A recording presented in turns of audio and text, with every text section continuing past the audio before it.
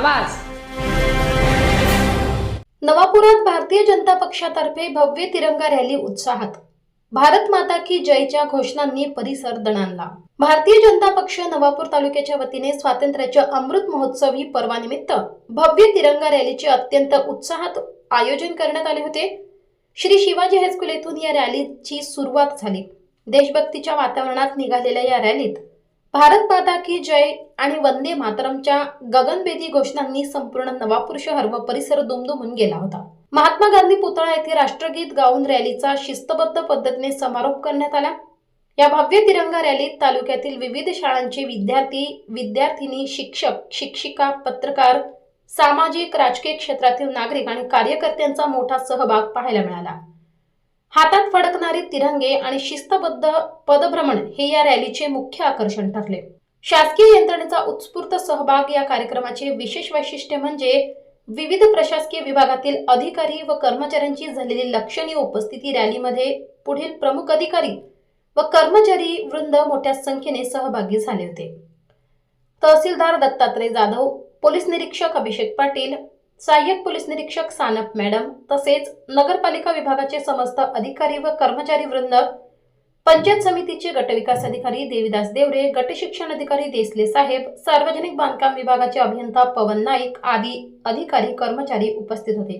रॅलीच्या यशस्वी आयोजनासाठी भाजप नवापूर तालुक्यातील पदाधिकारी व कार्यकर्ते अजय वसावे, सत्यानंद गावित, सागर पाटील, संदीप पाटील, सत्यपाल गावित, कुश गावित, निलेश प्रजापत, विशाल सांगळे, अनिल दुसाणे, लक्ष्मण चव्हाण, दुर्गाताई जगदीश जयस्वाल, परमारभाई रामचंद्र सोनवणे आदींनी विशेष परिश्रम घेतले।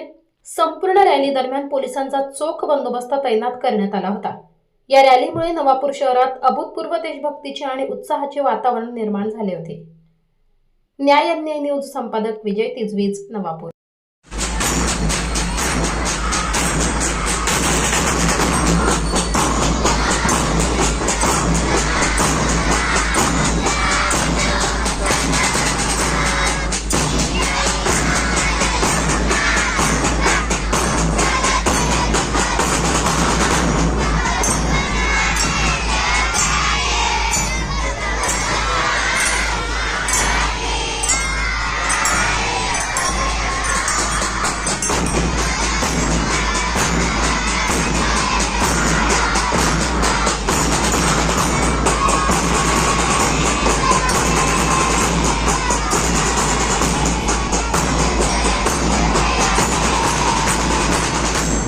करने लगेंगे। भारत माता की जय, भारत माता की जय, भारत माता की जय।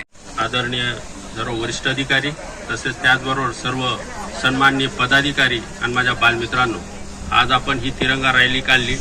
लवकरच 2 दिवसात आपण स्वातंत्र्य दिन साजरा करणार आहोत। स्वातंत्र्य दिनाच्या निमित्ताने एवढंच सांगू इच्छितो, आपण जसं हक्काची मागणी करतो त्याचबरोबर आपले कर्तव्य आणि जबाबदारी सुद्धा आपण ओळखली पाहिजे।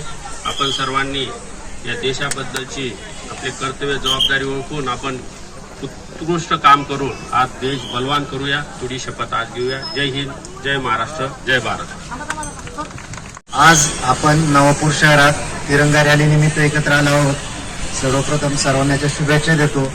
महाराष्ट्र शासन तसेच सर्व उपस्थित सन्माननीय पदाधिकारी अधिकारी यांच्या मार्फत आज शहरात आपण तिरंगा रॅलीचं एक आयोजन केलेलं आहे। या लहान बालगोपालांनी सहभागी झालं। माझी अपेक्षा मी शेवटी व्यक्त करतो 1-2 मिनिटांनी। तर आपल्या राष्ट्राच्या स्वाभिमानाचे आणि शौर्याचे एकतेचे प्रतीक असलेल्या तिरंग्याला, आपल्या राष्ट्रध्वजाला वंदन करून मी आपल्या सर्वांना शुभेच्छा देतो।